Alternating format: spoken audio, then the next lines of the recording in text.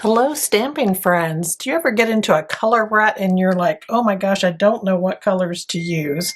I tend to use the same colors over and over and over again. And then I'm like, oh, I got to change this up. Well, I found a perfect tool to help me do this. Now, this is called the Color Cube. Isn't it pretty? And inside it has 250 color cards.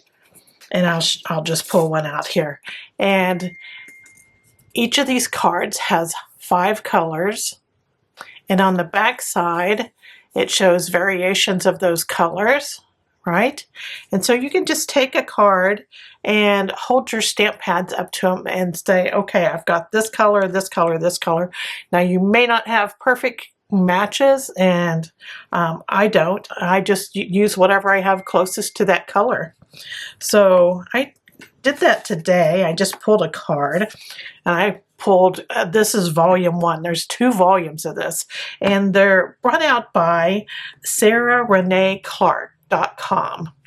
And she did a beautiful job of these pictures along with all these colors, right?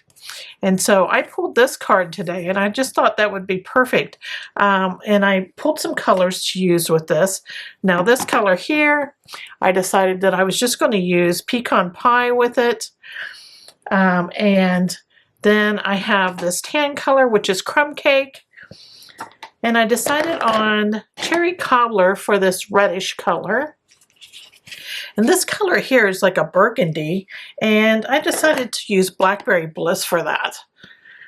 And then old olive, of course, for our green. And I could have used mossy meadow also. But this is just a fun way to shake things up in your card making and to just give you something to bounce off of. So today I used this color combination, and I came up with this cute little card here. I never would have thought to do leaves in blackberry bliss and cherry cobbler and green together. But boy, it just turned out so cute.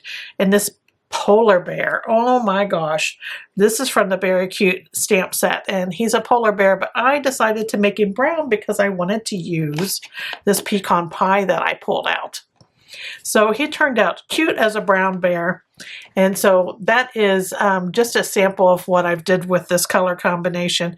Now I have the full tutorial for this card down here. I'll put a link down below, but it's in my videos, and it's free for you. So give it a look, and also visit SarahReneeClark.com and pick up your box of colors here. There's just so many. I'll just go through a few of them so you can see just how lovely these colors are.